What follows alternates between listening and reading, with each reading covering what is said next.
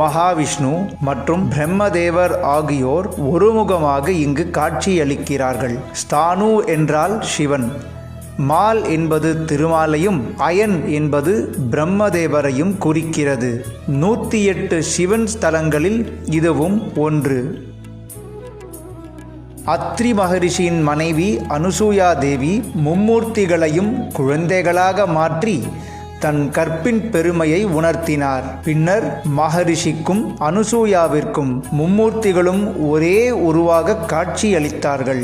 இந்த திருவிளையாடல் நடைபெற்ற தலம் இது. அகலிகையால் சபிக்கப்பட்டார் தேவேந்திரன். அந்த பாவம் நீங்க இங்கு வந்து மும்மூர்த்திகளை வழிபட்டார் இந்திரன். சுச்சி என்றால் சுத்திகரிப்பது என பொருள். தேவேந்திரனே வந்து பாவங்களை கரைத்து கொண்டதால் இந்த தலத்திற்கு சுசீந்திரம் என பெயர் வந்தது.